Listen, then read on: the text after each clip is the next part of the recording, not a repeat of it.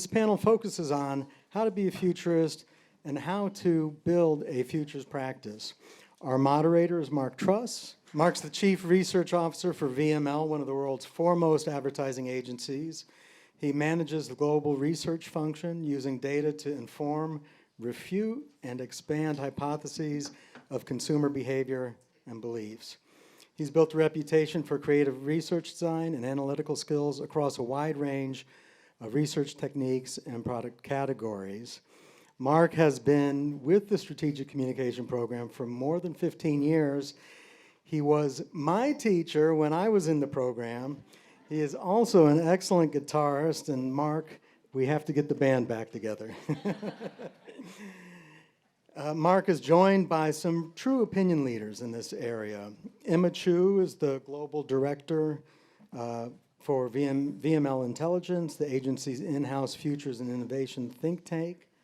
Chris Perry is the chairman of Weber Shandwick Futures. He's also the author of a brand new book, Perspective Agents, A Human Guide to the Autonomous Age. And Sri Srinivasan is CEO and co-founder of Digimentors. Sri has served as Chief Digital Officer of New York City, the Metropolitan Museum of Art, and Columbia University. He's also a graduate of the Columbia Journalism School. So, Mark, I'll let you and the rest take it away.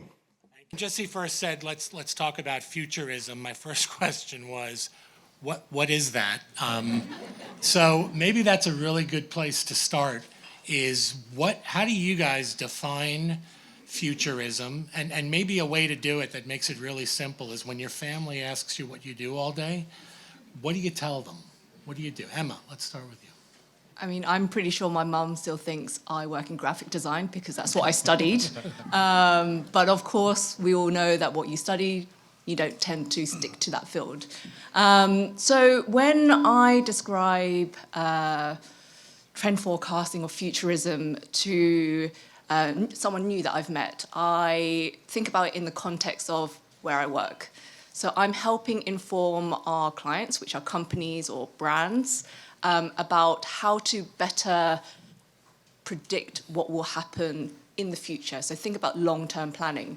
And just very succinctly, how I do that is by monitoring and tracking people's actions, expectations, and desires. So a lot of what I do focuses and centers around people. Chris. Starting with a good question, what do we tell our family we do? It depends on the day. The way I simplify it, not only for my family, but clients and colleagues is, I have a fortunate position to run a media lab. In the media lab, as you would expect, is to help uncover and see things that you can't see in the day-to-day course of business. It's obviously, again, given Melissa's comments earlier today, it becomes not a nice to have, but a necessary to have. And I would just say, like, one example would be, again, coming out of WEF this year, disinformation is the #1 threat. I mean, that's been a threat for 8 years, right? So it's not only seeing around corners, it's acting on what you see. And so our lab and our team really focus on not only the research side of it, but how do we build new things that can address new opportunities or new issues. Sri, what would you add to that? Yeah, I would say that, first of all, it's great to be back on campus and to be with my friends at SPS.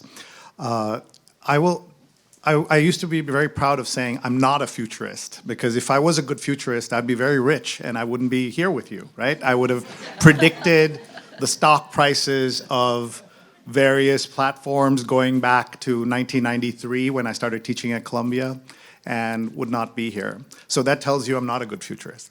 But in those 3 roles that Mark described as a Chief Digital Officer at Columbia, we worked on the future of education. At the Met, we ran a media lab, and I had a 70-person team doing digital, working on the future of culture. And at the City of New York, we worked on the future of cities and citizens.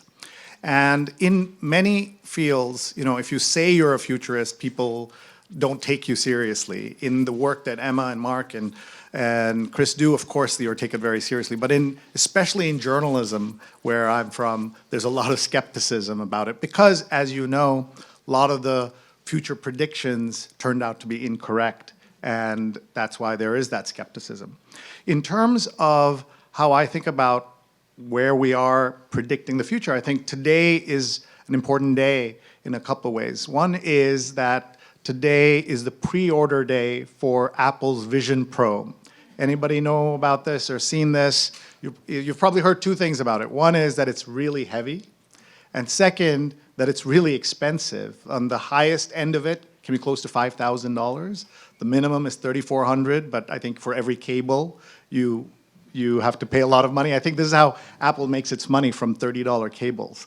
And I wanted to read you Brian Stelter's quick review of it. Brian Stelter, a journalist who many of you know, he said, "When he tried it out, any snark in my mind melted away when I put on the headset. I was awestruck. Wearing Vision Pro feels like living 10 years in the future. The eye tracking feels like magic. I'm pre-ordering." Now, he's a television star, so he can afford a $4,000 product. But think about all the other products that we have had a chance to look at and predict if this is going to be the future or not, right? So when you think about, yes, today was also in 1999, the day that BlackBerry was launched. And you all can think about how BlackBerry changed your lives. Many of you are very young, so you won't even remember a time.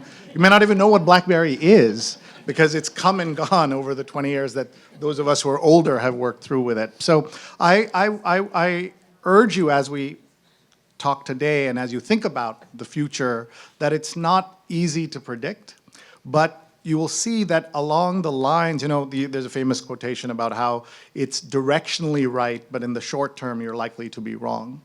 And I'll also say that I was on campus last week for the 23rd anniversary of Wikipedia, the launch of Wikipedia. And again, the older folks in the room will remember how much dislike there was of Wikipedia in the academic circles and all kinds of places. But you fast forward now 23 years later, in the world of disinformation that Chris was talking about, study after study says that Wikipedia has been the least incorrect, the least damaging of all the platforms that we use every day. That doesn't mean there aren't problems. Lots of problems on Wikipedia. But if you had gone back and tried to predict how Wikipedia would work, you would have been wrong in every way. So I love that, and one of the things I try and pull apart when I think about futurism is how do you literally pull apart what's a trend, what's a fad, what's a meme, what's a real thing that's going to happen in the future. I know Chris and I spoke about this a bit, and he covers a bit of this in his book. But so Chris, maybe let's start with you. How do you pull those apart and know what's really going to be a thing and what's going to be like a bottle rocket, and 6 months from now we won't be talking about it? Can I put Yeah, a slide yeah. up? Because again, I think this is such a broad topic and is subject to such interpretation that actually seeing visuals, might help. I don't know if guys in the back, you can put something up. And Yeah, this it's is up there, this yeah. is super hard to see. So Sri, you talked about devices, right? Apple Vision Pros or Blackberries or different hardware. We're enamored with new technology. What I think we all have a responsibility for in this room is to think about the social implications of new technologies coming to market, and AI is the big one right now. So the point of this chart here is to start with, again, 3 different ways of seeing future. One is, again, changes in how we see, and obviously how we have altered our view has changed radically over the last 8 years. I think we miss a really fundamental element behind that, which is beliefs change. We as humans are changing based on the devices that we're using. And I think, again, if you understand some of the ground causes of change, how people's attitudes, beliefs, behaviors change, then we're in a better position to build the future that we want to see. So now if we can advance the slide one more. Again, the setup here is, what is a futurist? I think, again, if we could advance, or I'll advance, however this thing works. This is why it's so important to not think of what is futures, but why. We all have to have a futures mentality if we're going to be successful in communicating, in part because on this page, I know it's a little hard to see in the back, the predominant technologies bend society in their direction. 50s through 2000, broadcast. Many of us in the room still have a broadcast mentality. That's fading in terms of its effectiveness. There is another generation in the room that thinks through the lens of social computing and social media. That's still very pervasive. Now we have a third, which is AI and intelligence. These three, again, technology movements, and now I'm going to come back and answer your question, Mark, and I'll sit down. These are all happening at the same time. So again, if you want to know the root cause of conflict, confusion, a different view of different visions that people have, it's in part based on people are in different places right now, and we're going to have to figure out how we thread these together. So Mark, now coming back to your question. I don't know if watching trends is where we need to be. I think we need to be looking at fundamental changes in some of the breaks that are represented on this page. And if you check out the book, there's lots more charts that really try to take change in the abstract and bring it down into something that's tangible. So I think we need to move out of being trend spotters and more into futures advocates, not just talking about it, but doing things that build the future we want to see. So sorry about the long-winded. it's great. But I think it's helpful to have this framed up a bit. Otherwise, it could be pretty amorphous and abstract. Emma, every year you publish the Future 100, I think in a couple of weeks? Maybe is the Next Wednesday. And you cover a lot of ground in there, but how do you know which of those are likely to really be something? I mean, I'm really trying to get at the process, and I'm trying to get at that because few of us, if any of us here, are futurists. So what I'm trying to get at is, what should we be doing in our everyday lives? What do you do that we should start thinking that way? It's interesting because quite often when people look at a publication of ours, when it comes to whether it's Future 100 or the future of whatever the report might be about, a lot of people read it and think, I could do this.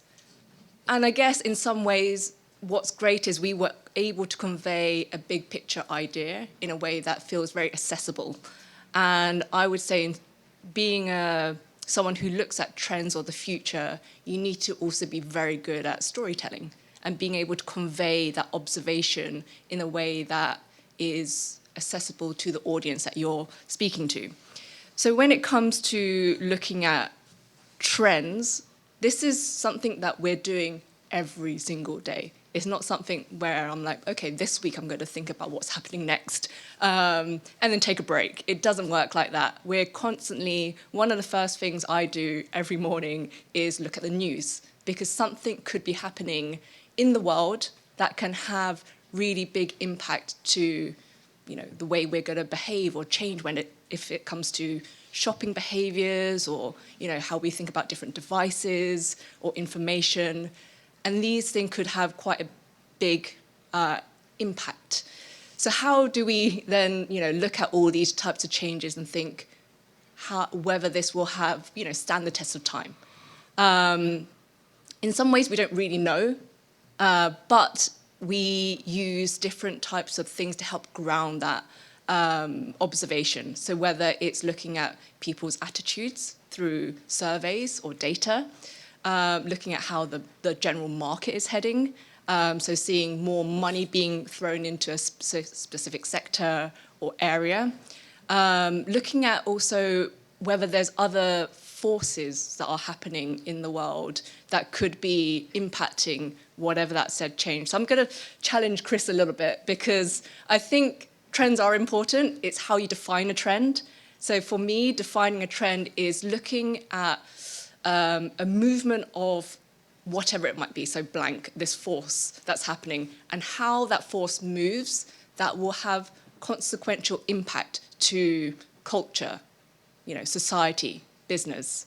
And that's how you can help assess sort of longer term changes and movements. And we're constantly tracking that. This is why it's an everyday job, because there might be things that are evolving or changing or not, because the future isn't always about change as well. So I think these are elements that we use to help better understand what's going to happen next. Let me ask you one question. So Chris, you mentioned AI. Everyone talks about AI all the time. And whenever there's a topic that's that big, I always wonder, well, what are the 50 things we would have been talking about if AI wasn't here? So from your perspective, what are the things that we're not talking about that you also think are big, just not as big as AI? Sri, what do you think? Well, I want to talk about AI, but I mean, this is, I mean, the way I look at it, in just to talk a little bit about AI, and then I'll answer your question. And this is such a big change, and it's as dramatic as when social media came around or when email came around. And I think we as communicators have a role in working with our clients, our principals, our own teams, helping them understand these changes that are so dramatic and coming around and are coming so fast. The way the two thoughts that can help you frame this. One is that I always say, be an early tester and late adapter of technology or adopter of technology. You don't need to be first on these platforms. You don't need to be first on the tools. You don't need the first Vision Pro unless you have $5,000 burning a hole in your pocket. Wait and see, but understand the technology so you can explain it to your teams and folks. And the other thing is that, you know, lots of people say, I'm all for progress, it's change I cannot stand. And as you are, in your role as communicators, trying to understand what's happening, you have to see around, you know, you have to see what it means for the people you work with, the communities you work with, the teams you work with, the companies you work with. In terms of AI, you know, when AI has been around for 30, 40 years, but it's really, you know, everything changed in October of 2022 when OpenAI launched ChatGPT. But I was immediately asked to do workshops and panels and things like that, but I didn't do them till May of 2023. And since then, I've done workshops. I created something called my Non-Scary Guide to AI, and I've taught them in 8 countries since May.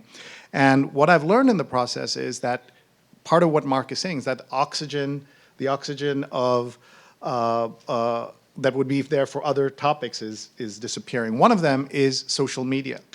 And thanks to Elon Musk destroying Twitter and all the problems that Meta and other platforms have also had, Facebook and others, we're not talking enough about that meltdown and the damage it's doing around the world, because right now in the election season, it's not just the US election. Some of the biggest countries in the world are going to have elections in the next few months, including India, Indonesia, and other places.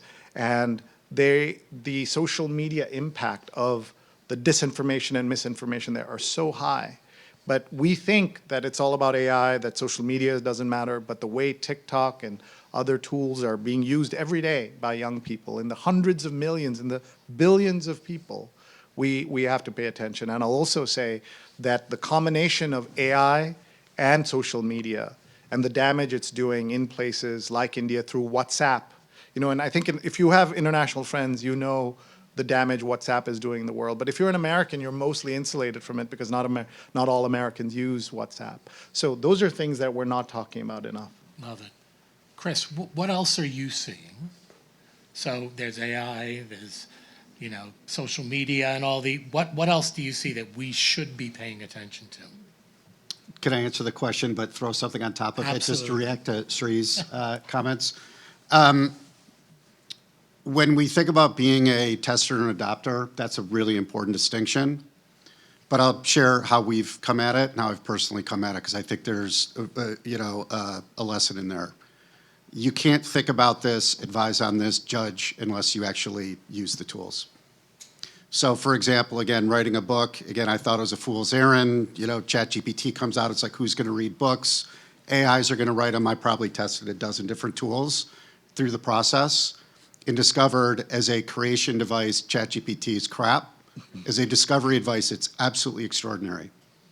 So, right, like the hands-on experience of using these tools makes me a better communicator and leader and advisor, because it's speaking from a position of knowing versus opinionating or moralizing.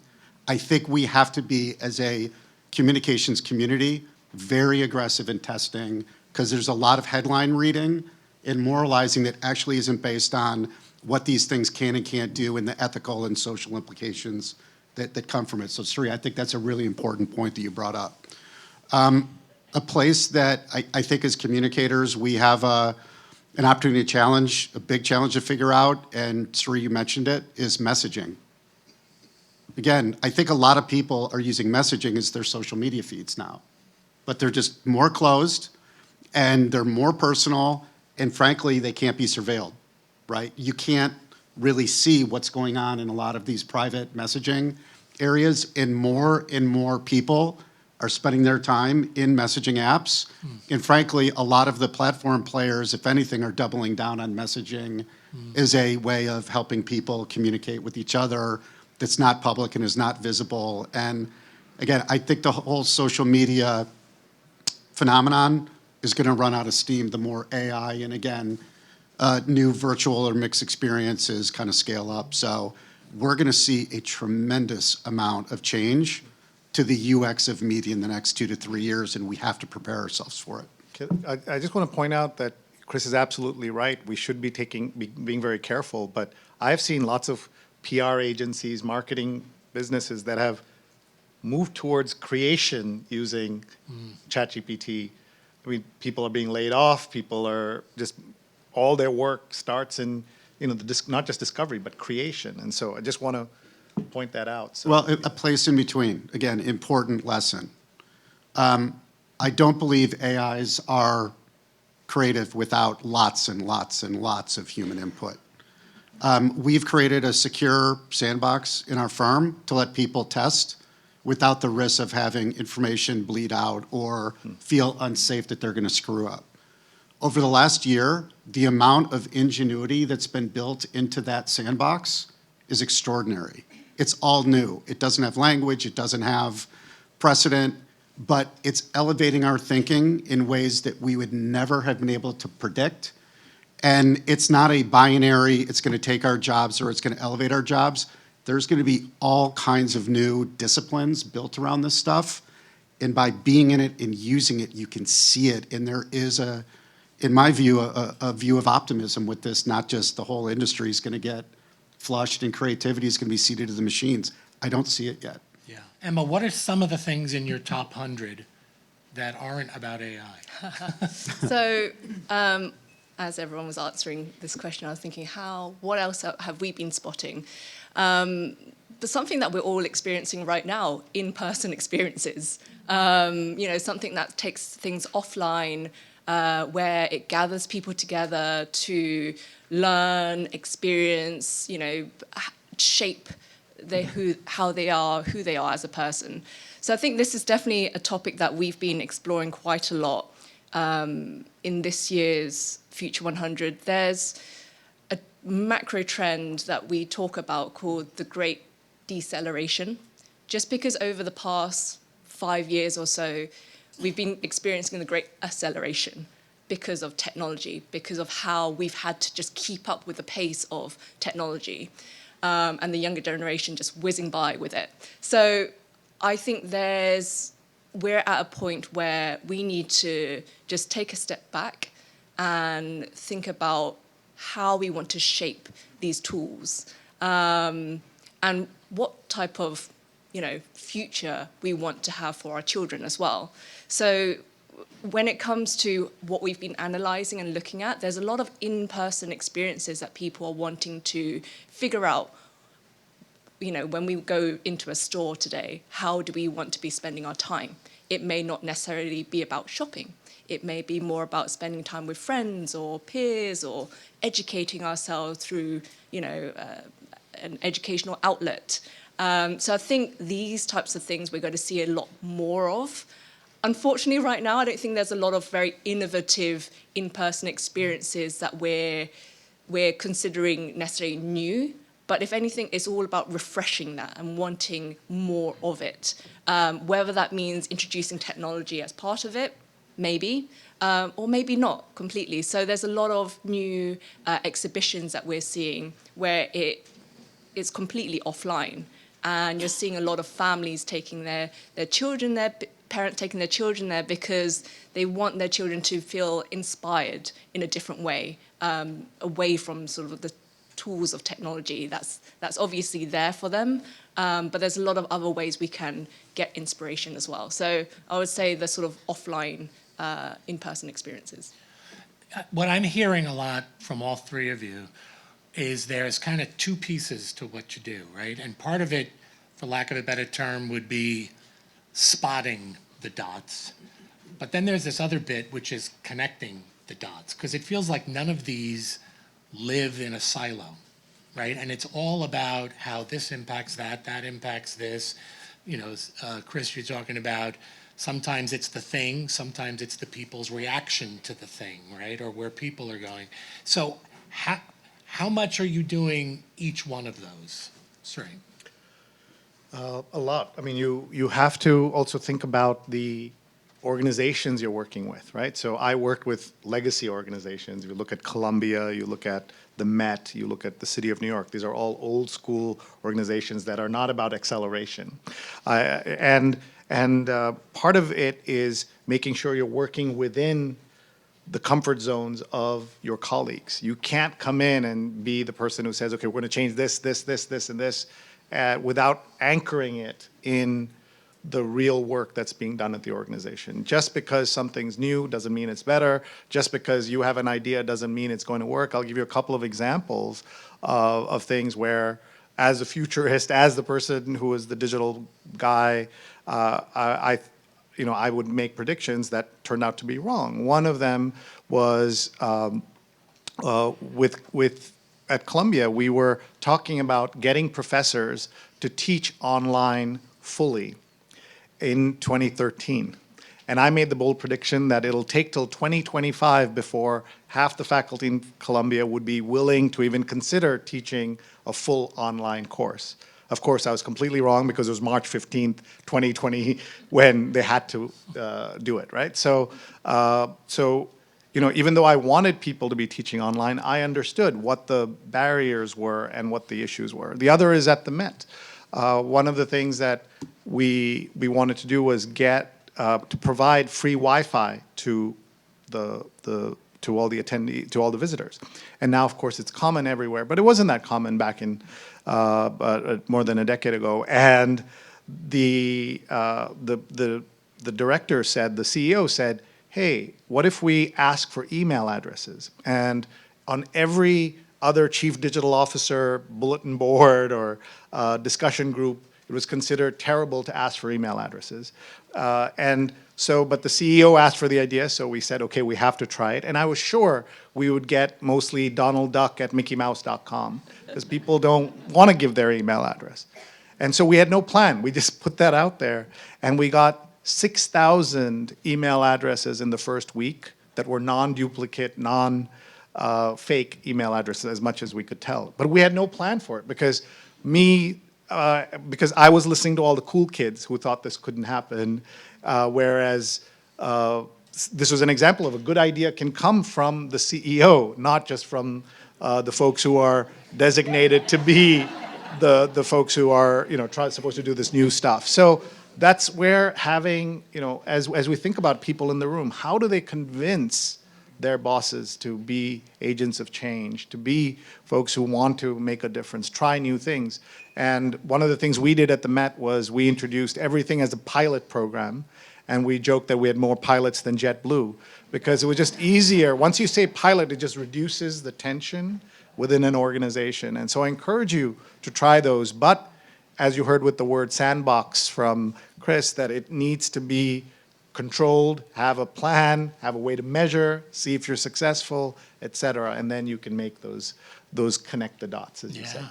Emma, when you spot something, right, one of your top 100 things, how much do you go deep on that versus spend time thinking about how that connects to everything else? Yeah, so the Future 100 is a publication which has 100 trends. That's quite a lot. So there are 100 micro trends, like small things that are happening that we think is worth looking out for in a year ahead.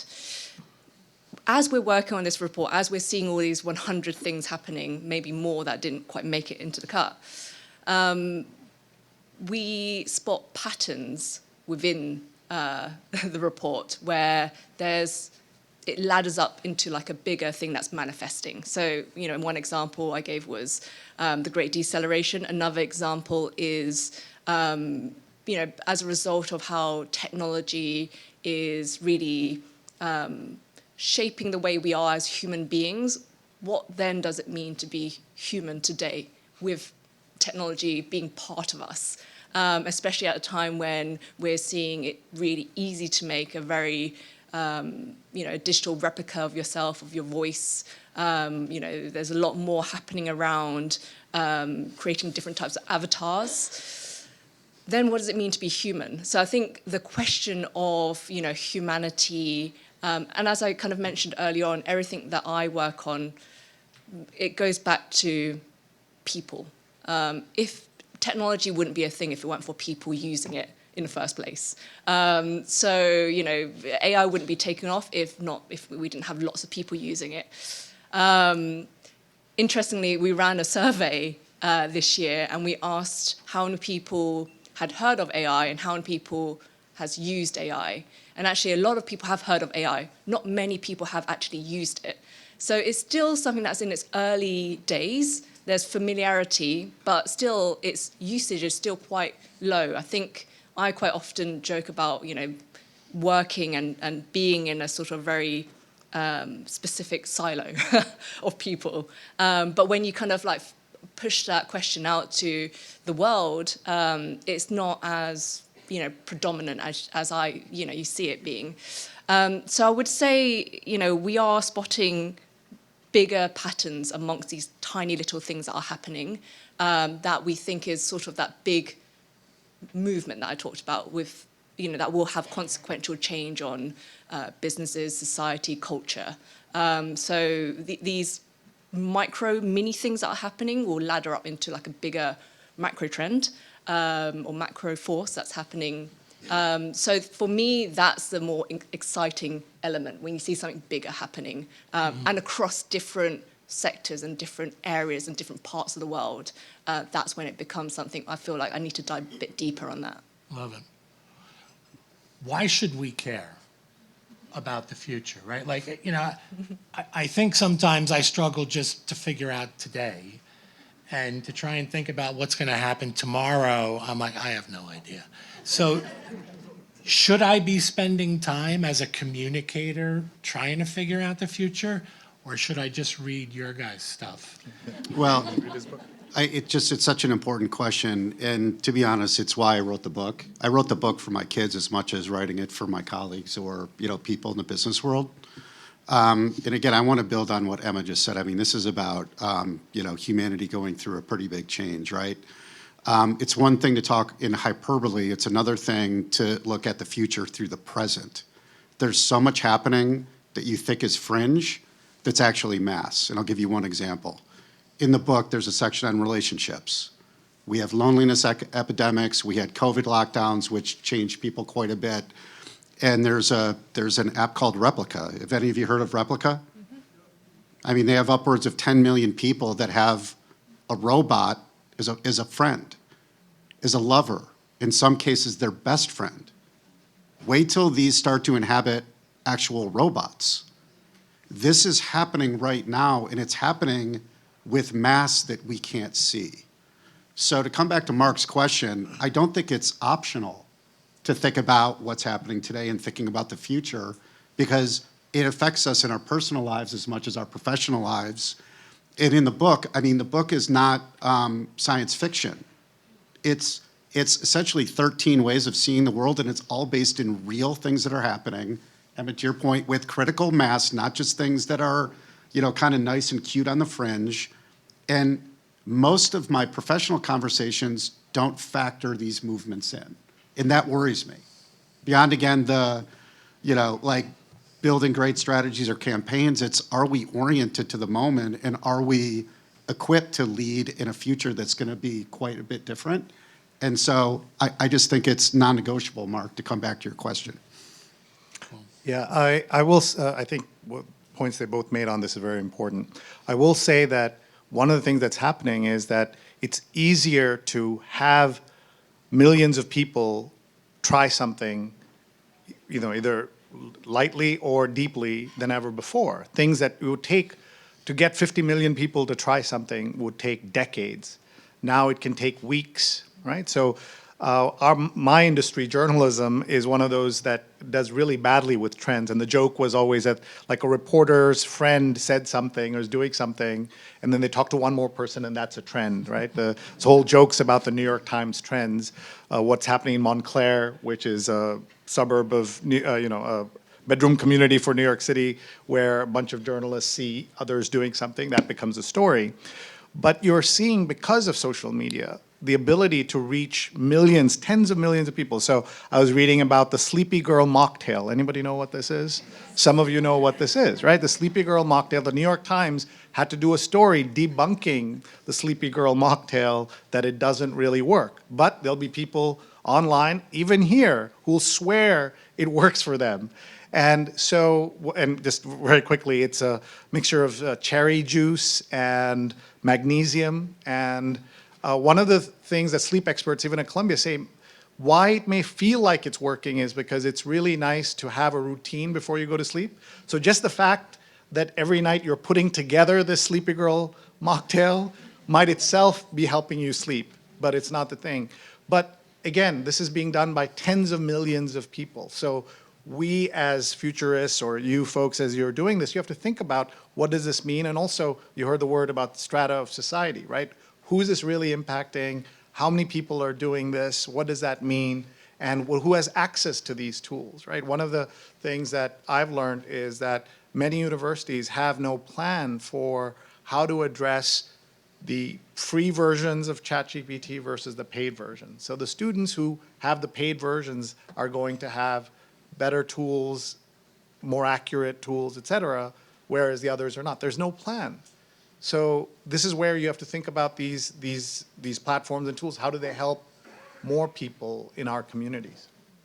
You know, when I look at the work you all do, it covers a broad range of topics, right? So from tech, culture, society, journalism, entertainment, health, all these different things. Do one of these areas, is it sort of the center of gravity that drives everything else? Or are they all independent agents? Emma, what do you think? They're all important because they all ladder up into people, what people are wanting and doing, and something that's happening. So historically, I would always say something that's happening in food and drink will dictate what will happen in beauty. Because it was easier to try new recipes or put out new food trends, and it didn't have to go through all these sort of legal hoops like it needs to in beauty. But nowadays, the way things are happening, it's so rapid that actually what's happening in food and drink is influencing beauty, vice versa, but also what's happening in health is influencing both.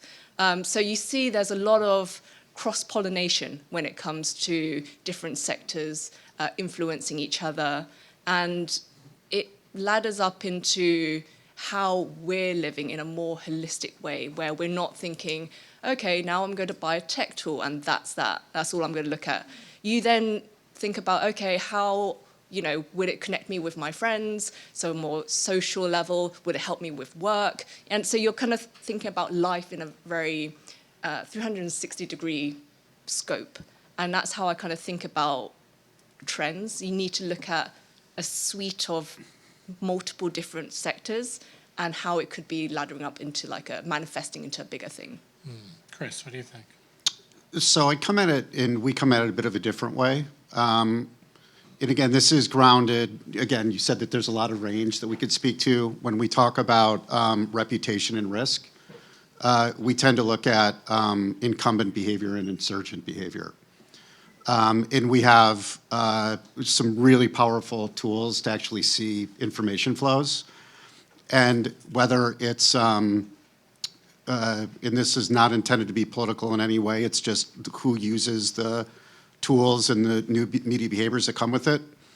Anti-vaxxers, terrorists, state actors, technology leaders, porn industry. If you look at how they are using digital and social media to shape public perception, it in no way resembles how incumbent communicators operate. In no way.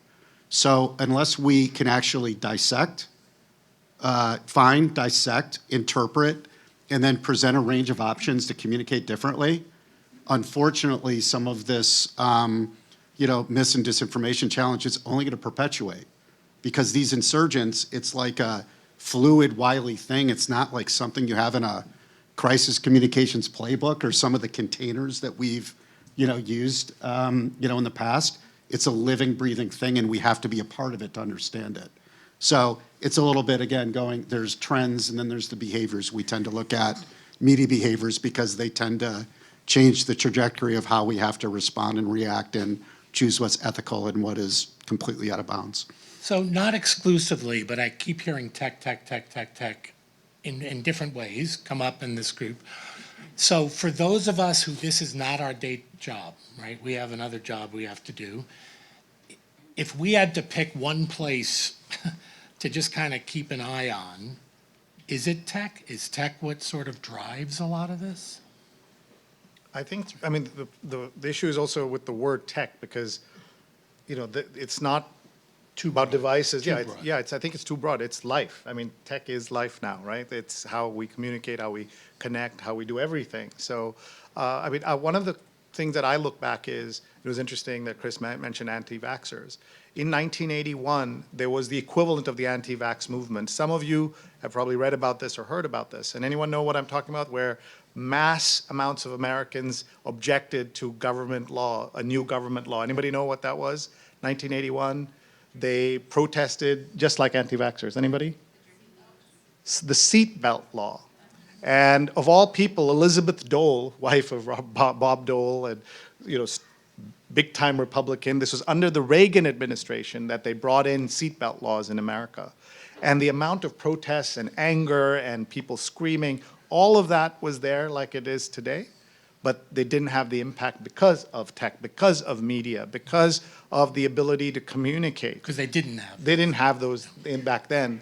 And if that law was being introduced today, there's a good chance that we wouldn't have seatbelts for everybody because of the pushback would be so much stronger than what we had in 1981. What do you think, Emma? You might need to remind me of the question again. Is tech the center of gravity? Oh, yes. I agree with Sri. It's, for many of us, it's the center of life. It helps enable us to do a lot of things. So it's hard to ignore tech. But for the first time putting together the Future 100 this year, we found it quite refreshing because tech wasn't the focal point. You didn't flick through the page. When you flick through the pages, you're not like, oh, this is tech heavy. And that's largely because we're coming up to an age where tech is kind of blending in so much so that it's not something that's very obvious, which is quite nice.